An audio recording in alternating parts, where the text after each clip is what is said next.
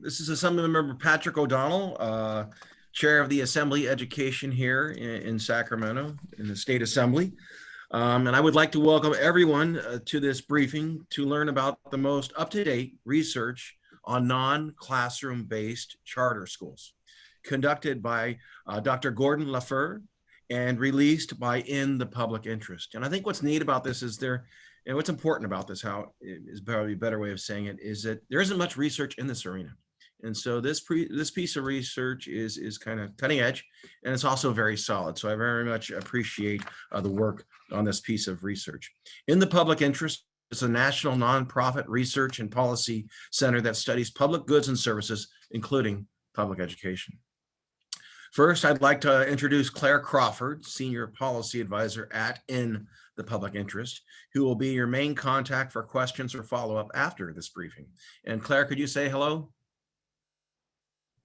Yep. Hi, everybody. Glad to see you. And I assume you'll put your contact information out there so folks can capture it? Yes, we will. And we'll send a follow-up email to everyone as well. Great. Awesome. Again, that's Claire Crawford. Thank you, Ms. Crawford. Now, without further delay, I'd like to introduce Dr. Gordon Lafer, political economist and professor at the University of Oregon. Previously, Dr. Lafer served as a senior policy advisor for the U.S. House of Representatives Committee on Education Policy Center.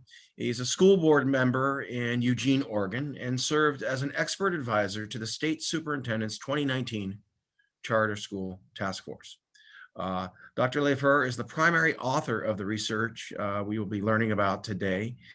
And again, I just can't say how important I think this is. So certainly, there's money, there's financial issues, there's also learning issues. Listen, our public education dollars are meant to serve students, are meant to further the educational opportunities and outcomes of our students. And it's clear that in this arena, there are some challenges. And I think this report, says to me that if you have no ethics nor desire to further children's academic success and want to make a lot of money, you should probably go into the online charter school business. So there needs to be further regulation in this arena, because this type of learning may be appropriate for some students, but right now the outcomes are iffy at best. So with that, I just want to say thank you to In the Public Interest and Dr. Lafer for their hard work on this report, and I turn it back to you.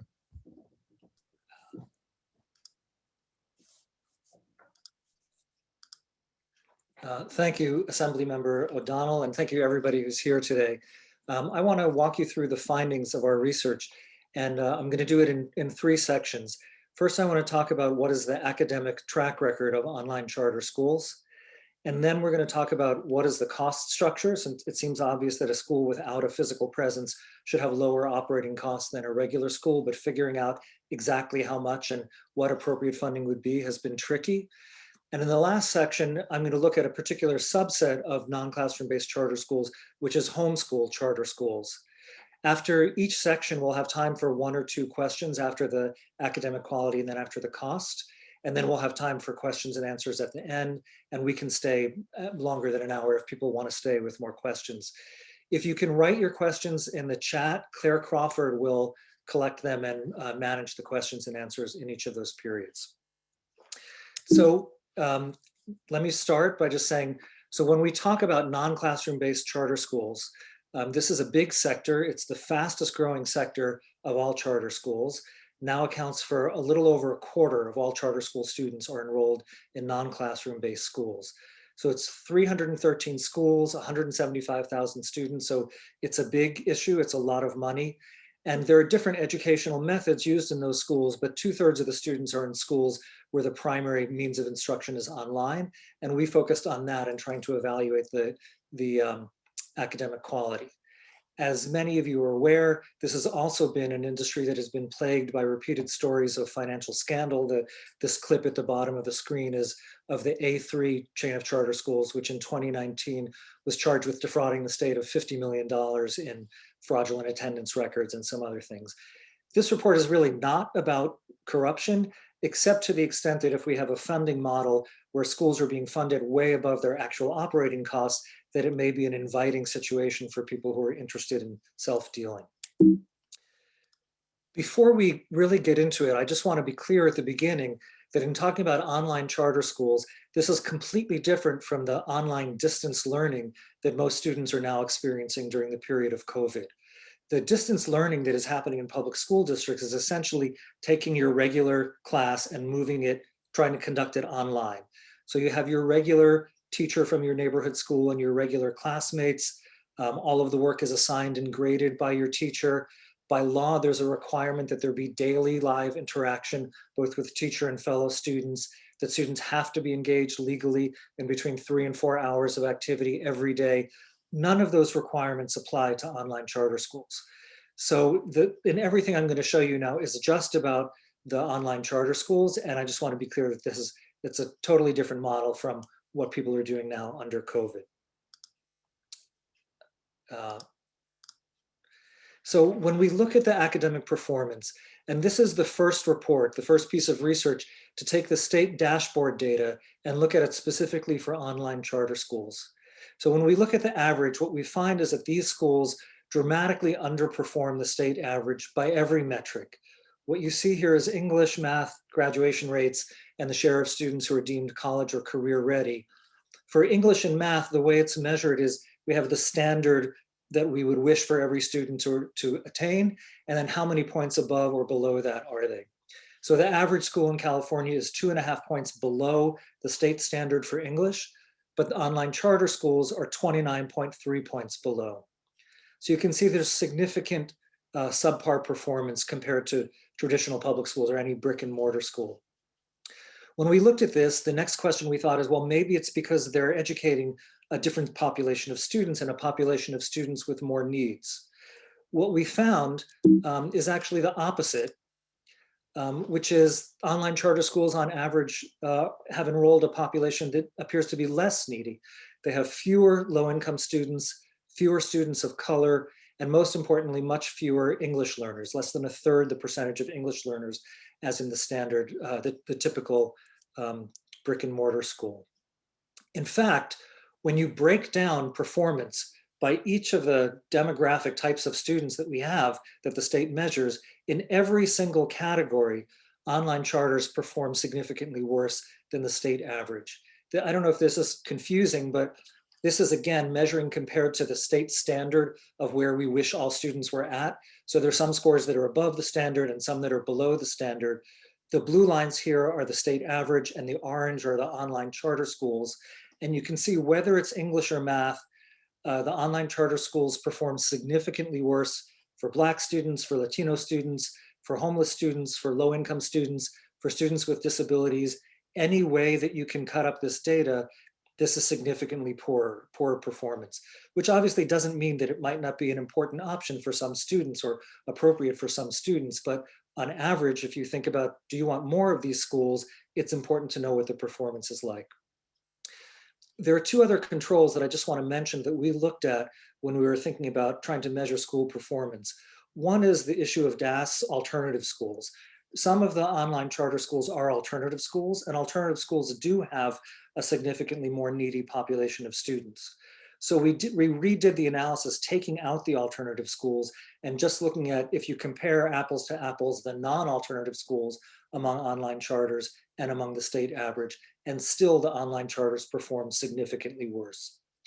The second thing we looked at is the mobility of students, because there's a question of maybe students who go to online charter schools are experiencing something in their life where they're more mobile, and that could account for the academic performance.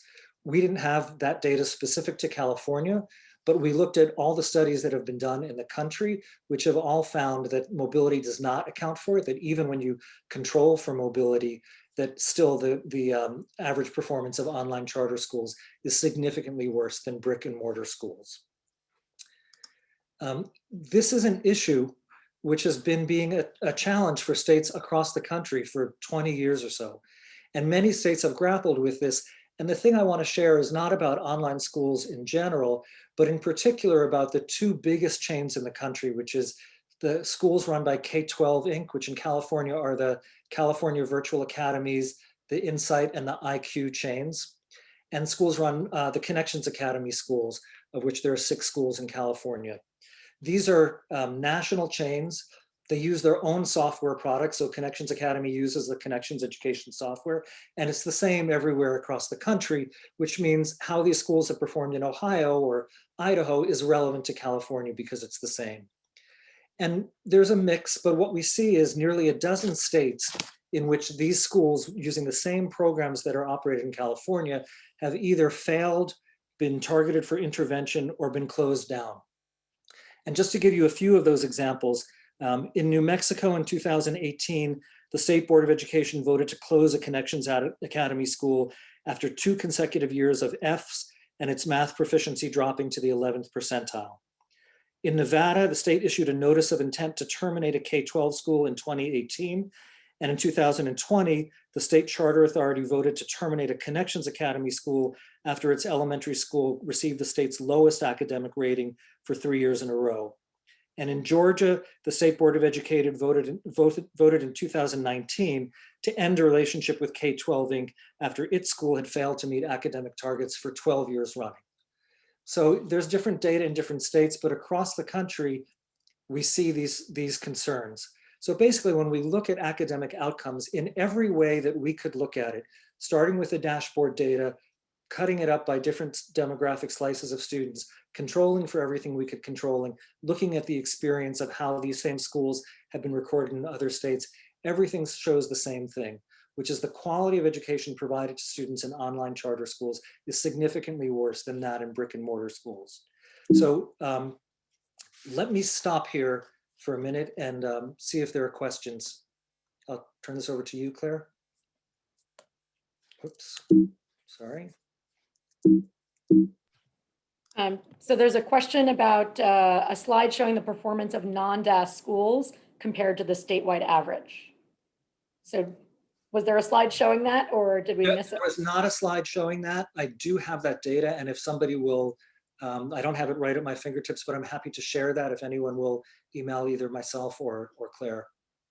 Yeah, and it's also in the data is in the report. Thank you. Which is at costlyfailure.org, which we will, I'll respond here. So you're welcome to look at the report, but that data is in there and we can also provide it to you individually. Any other questions before we move on to the next section?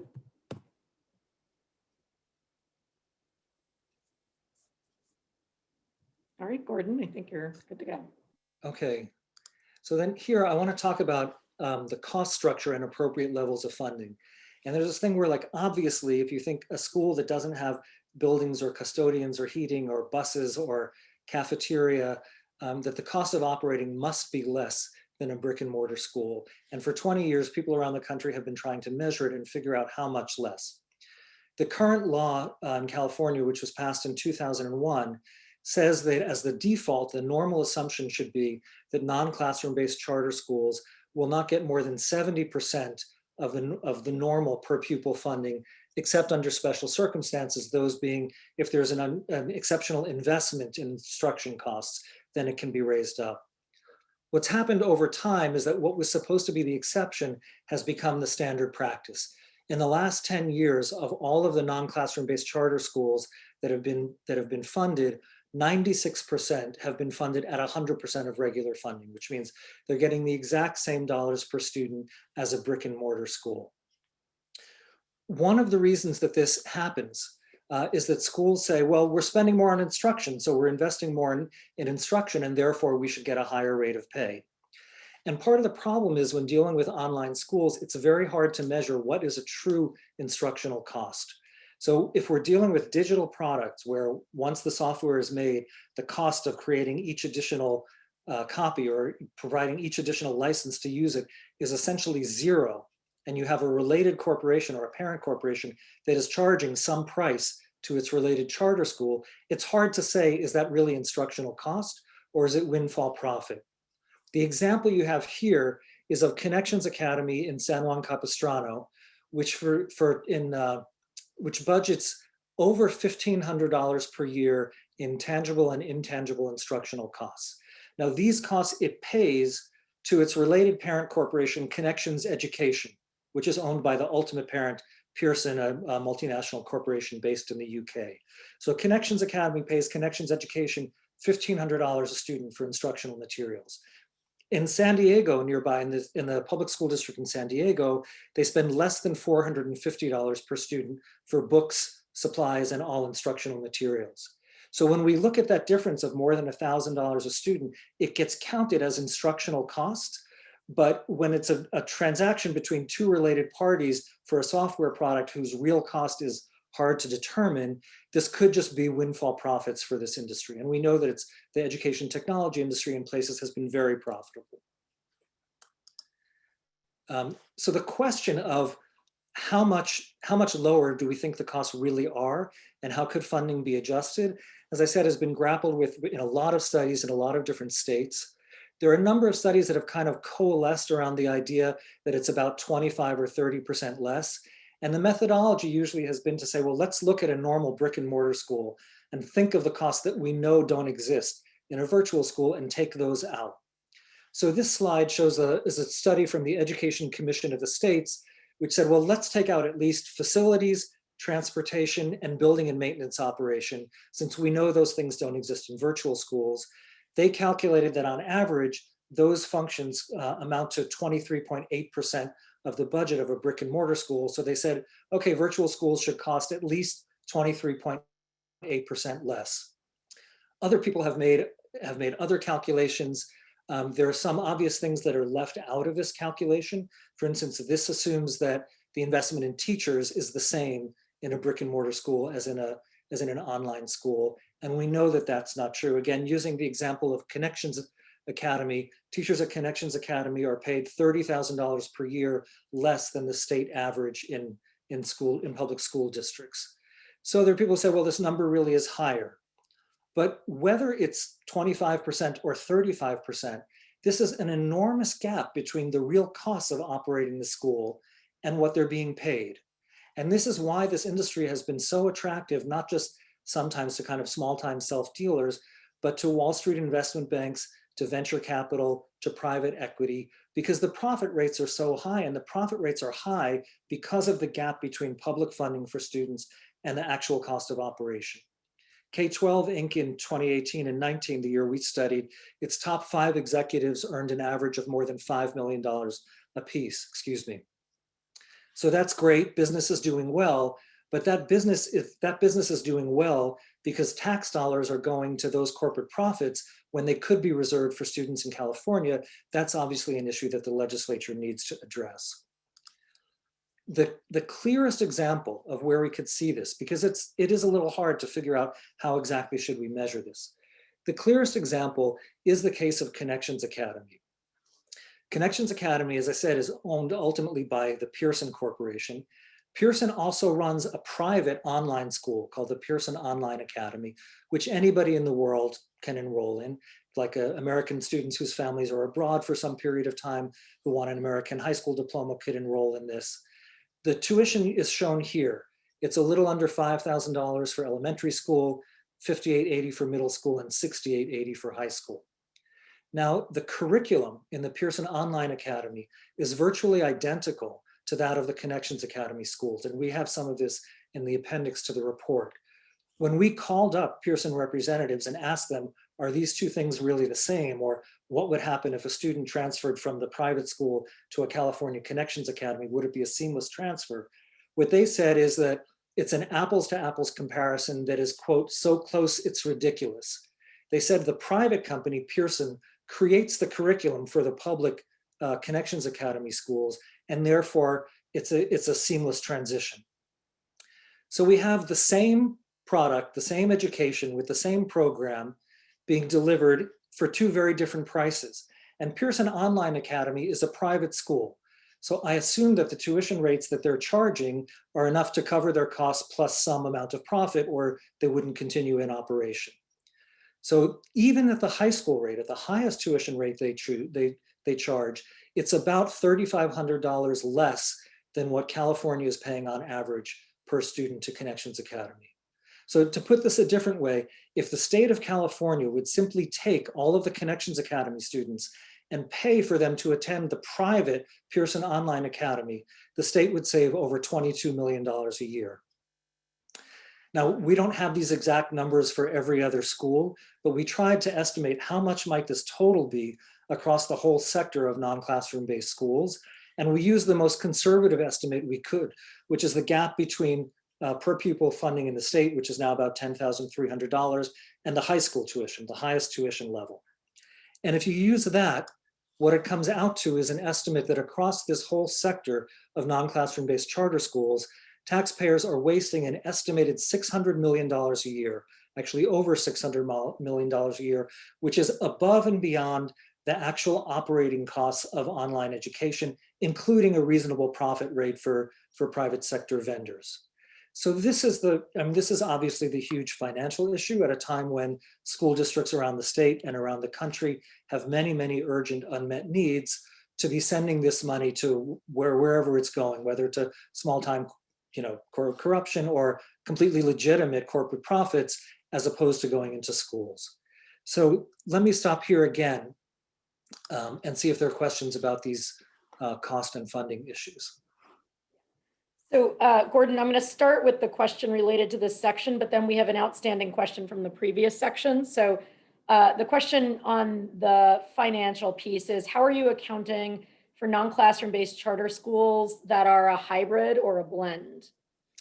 It's a really good question. And when we set out and we said, okay, we want to measure schools that are primarily online, there's a whole spectrum of schools, whoever asked this question must know, between there are different amounts of hybrid, or schools where parents can choose. They have different tracks. You can be online, or you can be in person, or you can be homeschooled with a book and not online at all. So this is explained in the methodological appendix to the report. But we looked at all the information we could and tried to make a conservative estimate of which ones seemed to be primarily online education.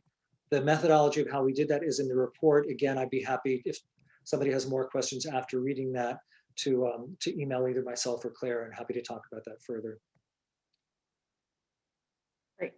And then the next question, going back to the previous on academic performance, what are some of the reasons these schools are performing so poorly academically? I can't really say. I mean, I could guess, but I wouldn't be guessing as a researcher, and I'd rather not do that. What we see is the data of how they are performing. And probably people who have experience with the schools or in education might come up with different ideas, but we didn't research that. We just looked at the actual track record. Okay, and then does Connections Academy have resource centers? No, as far as I know, they do not. And I would also say that the cost that's $1,500 that we talked about does not include the computers. It's just the instructional materials. It's not the hardware that online schools often pay to provide to their students. And then we have a question, and just to clarify, there was a question about the data earlier was California specific, correct? Not national? The academic data, the number of non-classroom based. That's exactly right. All those slides about the English, math, graduation, and career college readiness was California only, off the CDE's California dashboard data. And so was the distribution of students by different demographic breakout. All of that is just California. And then there's a question if, as part of our research, were parents asked why they were doing online charter education? No, we didn't do that. We certainly looked around at things, and I think, from what I've seen, obviously there are families where you have a student who may be doing gymnastics 5 hours a day who can't go to school on a regular schedule. There are students who had bad experiences of one kind or another who want to be studying. It's better for them to be studying online than in person, which is clearly legitimate. The question is, how big a sector should this be, and how should it be funded? And then I think the last question we'll do before moving on to the next section, but then we can take some more questions at the end.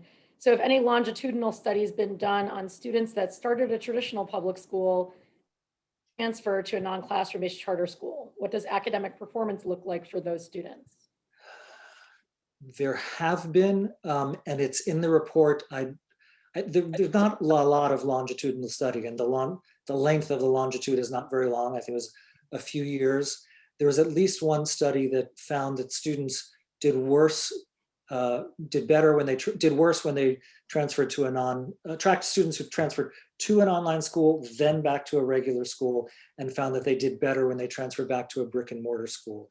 So there is some research on that, and it's in the report, but there's not a lot of research on that. All right, so folks can continue to put their questions in the chat, and we'll circle back with Professor Lafer after he does the next section of the presentation. Okay, so the next section, I want to talk about this subset of schools, of of non-classroom based schools, which function as homeschool charter schools. Now, when I first started talking about this, people said, no, there's no homeschooling. California doesn't pay for homeschooling, which technically is true. If you look at how can I homeschool my child in California, there are two paths. One is to be a credentialed teacher yourself, and the other is to establish your home as its own private school. And neither one of those paths has any state funding involved. But there's a third path through charter schools. So what are called homeschool charter schools function like this. The parents meet with somebody from the school, but ultimately the parents choose what curriculum they want their students studying from. There is a supervising credentialed teacher who meets with the student once a month usually, and who checks work samples from the students as little as once a term or once a month in some schools. And that supervising teacher decides what grade a student should get based on those work samples, and also how many days attendance a given work sample should represent, because the funding is still based on average daily attendance. So they have to in some way convert those work samples into an estimate of attendance. This is the Horizon chain of charter schools, which operates in 6 counties around Sacramento. How they advertise themselves to parents is they say, you'll get more from your homeschooling experience. Choose your curricula, teach your kids at home, and take advantage of our extensive vendor list, all at a free publicly funded school, and you'll get $2,600 to $28 per student. What that means is the model that these schools operate on is they say, come to our school and you'll get usually between $2,500 and $3,000 per student. It's not cash given to the parents, but it's a discretionary account that they can have spent however they want on a list of approved vendors. And the lists are very big, as much as 1,500 vendors per school. So through this, parents can spend money on hiring private tutors, on private ice skating lessons, dance lessons, horseback riding, SeaWorld tickets, or online curriculum or books to study at home, a very wide range of things. When we look at how this is described by the parents who are in these schools or by the homeschool networks themselves, these are 2 quotes from parents who are on an online forum to give information to other families who are considering who wanted to homeschool and were considering would they want to homeschool through a charter school and how would it work. One says, well, we already had a curriculum, so we use our money for zoo passes, SeaWorld passes, and gymnastic classes. The other says, oh, we're with Ocean Grove. We get $2,200 per student, and we have to meet with an educational specialist once a month. In the quote on the left side of the slide, this is from the California Homeschool Network, which has a guide for parents to say, might you want to homeschool your child through a charter school? And they say, well, when you're looking at different charter schools, the 2 most important questions to ask are 1, what funds do they provide? And 2, how strict are they on what you can buy with those funds? So this obviously raises a number of troubling questions. One is, should public funds be paying for SeaWorld passes and zoo passes, or even other things like ice skating lessons and horseback riding that are not paid for students in traditional public schools? But the other, in a way, even bigger question is, if the primary value of these schools for parents, it seems to be that you get $2,500 or $3,000 per kid to use as you want, and the schools mostly leave you alone to do as you see best, then why is the state spending $9,000 or $10,000 per student to a charter organization to oversee this whole operation? And the legislature could decide, yes, we want to support homeschooling, and we're going to supply $2,500 per student to any family that wants to homeschool their kid, but we're not going to pay the other $7,000 to some middle person to run the operation. So this is where again, when we did the calculation for homeschooling, we just used the conservative measure based on the Connections Academy things, that how much money, what might their costs actually be. If there were a real in-depth study of homeschooling, I think it might well turn up even lower operating costs for schools that are operating on this basis. The last two slides I want to show you before talking about a couple of possible policy solutions address the question of, is this option available to every family who needs it? Because as we, I think one of the questions pointed to this, and obviously it's true, there are some students for whom this is the right option for a variety of reasons, and we want to make sure that that option is available for families who want to make that choice. So what this slide shows is not charter schools, but district-run online schools. In 80% of the counties in the state, there is an online school option run by a public school district. And this number is for sure an undercount because many school districts have online programs they run that are not legally constituted as separate schools. And we didn't have that data. This only shows the actually independently existing schools.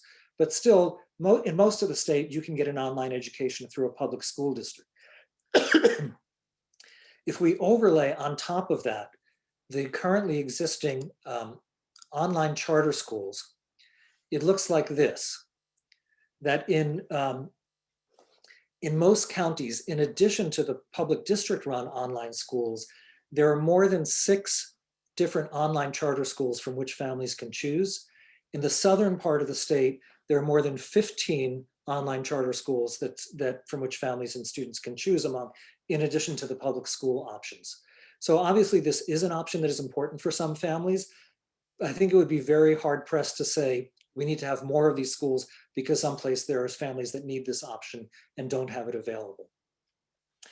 So to briefly go through what some policy solutions might be, and this is obviously all of your job and not ours, but looking at some of the things that have been proposed in other states, I want to look at some policy ideas about regulating growth, about regulating cost, and about regulating homeschooling.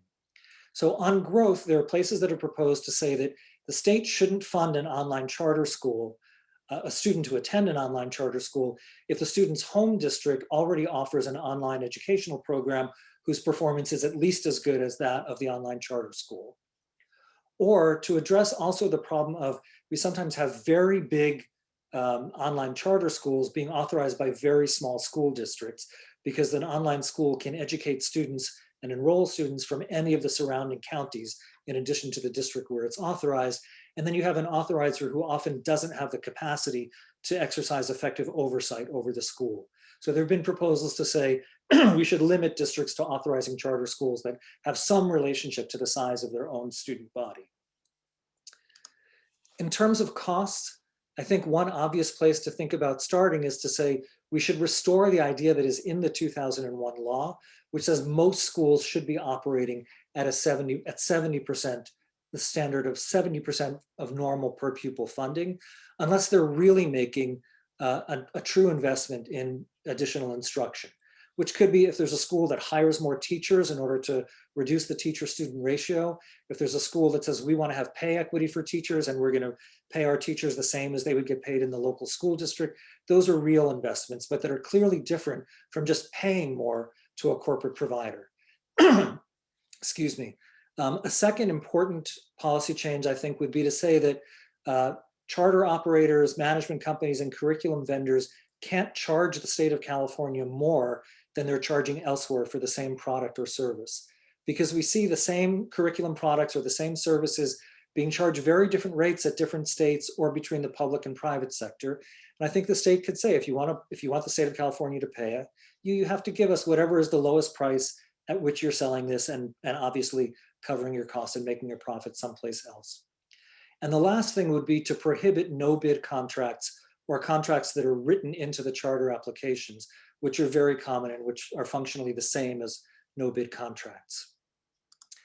The last set of potential policy solutions addresses homeschool charters, and I think here legislators could choose to end the use of these discretionary funds where parents get to decide however they want to spend $2,500 a student, or could say we do want to do that, but we'll just do it directly with the families and we'll save $7,000 per student that can be used in other schools. I think we should have a policy or we might want to have a policy that says teachers in these schools have to review all of a student's work to determine grades and attendance, and that it's not sufficient to say I'll review one work sample per month or one work sample per term. And finally, that public funds shouldn't be used to hire private tutors, partly because I think this might be skirting the law that requires that instruction, even for non-classroom based schools, has to be delivered by a credentialed teacher. So all of this is obviously for legislators to decide, and these are only some of the options. There's a few more policy options offered in our report, at the end of our report, but these are the main ones we wanted to share. At this point, we can take more questions, and I just wanted to stress again that if any legislators or staff or state agency staff have questions that you think of after today, please feel free to get in touch either with Claire Crawford or with myself, and we'd be happy to talk more or email or do anything to answer any questions. All right, so we've got a few more questions, Gordon. One is, does Connections Academy provide any services such as special education, on-site tutoring, sports programs, in-person classes that aren't part of the Pearson online program? There are special education students in every school that are usually some combination of direct service or contracted service for someplace else. In general, if you would look back at the slide, the percentage of students with special needs who are enrolled in online charter schools is a little less than in the regular brick and mortar school. But if you break that down to the 13 different categories of need that are identified in federal law, the online charter schools predominantly have students with more mild needs like dyslexia or ADHD, as opposed to severe autism or traumatic brain injury. So there for sure is special education going on. It's generally concentrated in the more mild end of the spectrum of need. I don't want to say for sure, I have this someplace, but not off the top of my head. I believe that there are not sports, and I think that there may be one-on-one tutoring available online. The Connections Academy, as far as I know, does not operate service centers where you can go for in-person classes or in-person tutoring. Okay, next question is, how do the district-run online programs perform next to the charter online programs? So there are a number of studies that look at this in other parts of the country. We did not look at this in California, and I haven't seen something that studies California specific. The ones in other parts of the country have found that the district-run online programs perform slightly better and are cheaper to operate. And I think some of those are referenced in the report. If not, again, I'm happy to send you that, but there's not California-specific data on that. Next question is, now that your report is public, what has been the response? Well, it's been public for about 20 hours, so I assume most of the response is still coming. We did get a statement from Pearson this morning saying, no, that comparison is wrong because I don't want to put words in their mouth, but as I understood it was because everything is different in every state, but did not contest the fact that California could just enroll all its students in the private online academy and get the same education for $22 million less. So I don't want to put words in people's mouths. That's what I understood the question to be. This is a contentious area of public policy. I am sure you will hear from people who say, who have a different point of view. And what I would just ask, in the past, I've done research on this in the past and had people said, this report is no good. And I've said, like, look, people may have different ideas about policy, but please tell me if there's a number here that you think is wrong, where I'm saying it's 4 and you think it's 7. And I haven't found that. If we get questions like that, I would be very happy to get them. And some of the numbers here are obviously estimates, right? The $600 million number, I think, is a low estimate, but it's an estimate. If somebody redid that and said, no, you're wrong, it's really $500 million, okay, it might be off a little bit, but the thing we know is that it's a very large number as the amount of money that could be used to satisfy needs in other districts that instead is going to pay schools way above their actual operating costs. So the next question, is there any research that examines how much time parents spend assisting in distance learning? There's an equity issue in which parents have the time and resources to do versus those that do not. No, I have not seen that research. What does happen in most of these schools is that they say explicitly that the parent is the primary. That legally, you can't say that they're the primary instructor because that has to be a certified teacher. They say the parent is the primary day-to-day instructor. So I think, of course, it does rely to a large degree, probably as a lot of people have experienced, even with the kind of distance learning we're doing under COVID. the role that is required for parents to make this really work. Yeah, and I would just add, Gordon, and you should correct me if I'm wrong on this. I think one of the student subgroups that we see most underrepresented in these schools is actually English learners, which may be an indication of the high need for parent engagement in these programs. That's right. The numbers are, the average school in California has a little over 19% of its students are English learners, and the average online charter school has a little over 5%. So that is one of the most dramatic differences. And then if folks have other questions, feel free to put them in the chat right now. There was one comment earlier. And so since we have time, if you want to respond to the comment, they mentioned that private for-profit colleges seem to have similar incentives for fraud. And California started to only allow funding if they could prove positive outcomes. So if you want to comment on sort of that observation. I have not done research on online higher education institutions. It sounds right, but I'm not an expert in that. I don't have the data on that. The idea of requiring higher performance, that's for the legislature to decide. It certainly seems like a good idea to me. And I think that, anytime you have something like this, where clearly the funding is significantly above the actual operating costs, whatever that actual number is, whether it's 25 or 35%, it's always going to be either, as I said, like, this is what corporations are supposed to do. They're supposed to maximize profit for their shareholders. So the fact that a corporation invests in that area because they think they can make a large profit, that's not illegal or even unethical, but it may not be the right use of state money. It also attracts, obviously, people who want to do some amount of self-dealing. So that may be similar, but I haven't studied higher education. Sorry. Right, well, that wraps up all the questions in the chat, and obviously folks can email us with any further questions, but I will go back on mute. Okay, well then, I thank you, everybody who's participated in this, and really please feel free to reach out to us. We're happy to spend more time with any member of the legislature or state agencies or your staff at any point to help explain what's here. If you hear from somebody else that makes you think, oh, now I think everything you told me was lies, please get in touch with us. There's no question that we'll be insulted to get. And I think Chelsea